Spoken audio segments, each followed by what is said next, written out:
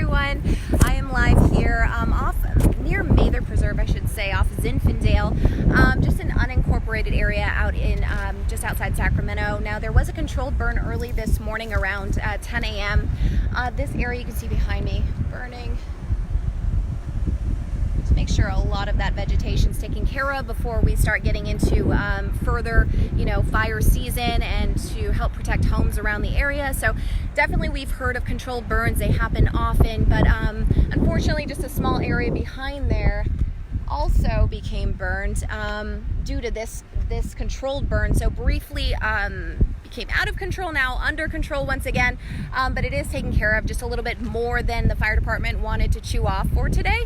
So they were handling all of that today, extra few hours of course, and I'm here with Chris Vestal. He is with Sac Metro Fire to tell us a little bit about what happened today. Well, we were doing a controlled burn, and the reason we do that is not just for training, but for the natural land restoration. So this particular area had a lot of noxious vegetation. What that means is vegetation that will take over from the native species of vegetation that are desired. The reason the native species are desired is because that's what the actual animals that live in this area prefer to live in.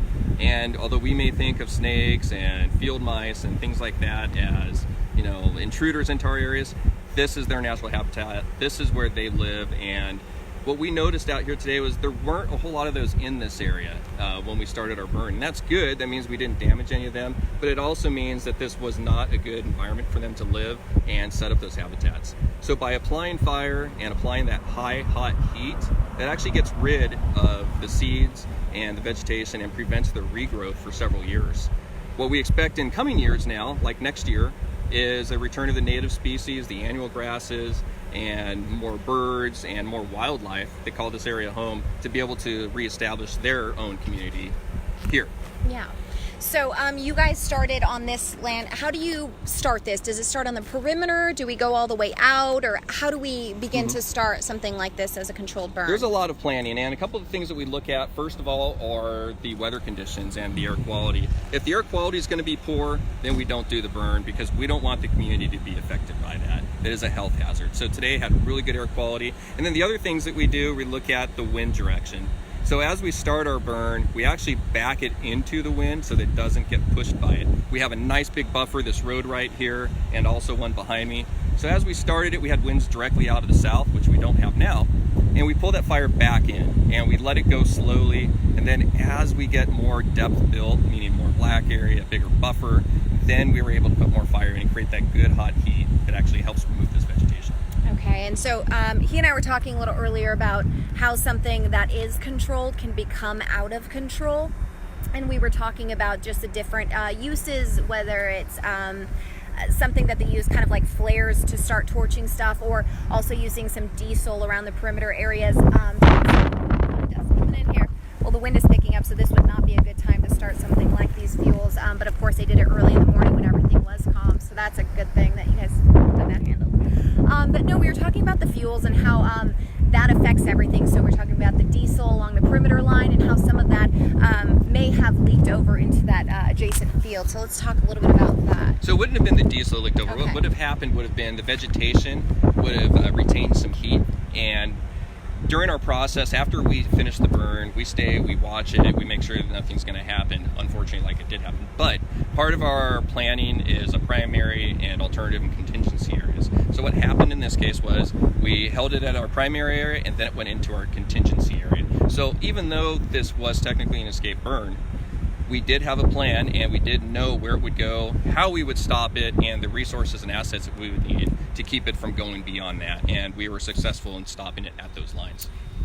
And these things happen. I mean, like we were just talking about how, this just is kind of explains the whole nature of fire in itself. And when a fire is actually out of control and you're not here in time to actually be there to help put it out, that's when we start to see these massive fires and these huge, areas that are burned and scorched. But you guys being here still, you can see how much it still burns, right? Right. So one of the things that we look at is, even though we had resources very nearby, The fact that this fire is still in an extra 60 acres shows just how fast and how hard they are to control. If we were not already here or nearby, it would have taken even longer for us to get the number of resources here. This fire probably would have gone, instead of it being 60 acres by our best estimates, probably in the neighborhood of 200 or 300 acres. We're talking about traffic problems on Sunrise. We're talking about more smoke pollution into the Anatolia neighborhoods, and more concern and just a faster fire spread. So even though, we're upset that we didn't keep it in the primary containment area, we are very happy that we're able to have those plans and the resources and assets that we require of ourselves to do any type of activity such as this. Awesome. All right. Well, thank you so much. You're welcome. So definitely everything under control now. And we do have, I don't know if you can see in the distance out there, some thunderstorm hills. Let me see if I could zoom in for you. We do have those in the afternoon now. We are seeing some cooler temperatures moving in, and of course with daytime heating we have a lot of that instability going on, so that's also a threat for areas of the foothills. Hopefully we don't see any lightning strikes, thunderstorms that could potentially cause or create some more of those fires or fuel for fires in foothill areas, so we'll keep an eye on that, right? But looking at more of this, I want you guys all to see the distance here. 50 acres planned, and back there an additional 60 acres burned. Roderick says never control burn during summer unless it's use control an ongoing fire. Preventative control burns should be done during winter. Well, that is a very good question, Roderick, because we actually just talked about that, didn't we? So you guys all on Facebook didn't actually hear this, but during our interview, we discussed, oh, look at that. I just want to catch this really quick. I'll talk about that in a second because these are always kind of cool. So you can see in the distance, let me turn the camera around.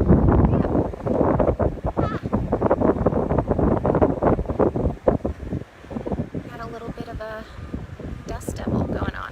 So dust devil, that's showing us that we have turbulent air out here. If this was on fire right now, with these types of wind conditions, that'd be very dangerous for us.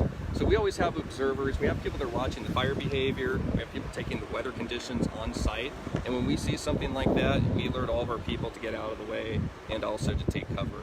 But talking about the weather and the atmospheric conditions, that's why we can't burn grasslands in the winter like you can in the Sierras or other areas where there's larger diameter fuels which are going to burn and not retain the moisture like grasslands do. Grasses retain and recover from moisture overnight when there's higher humidity.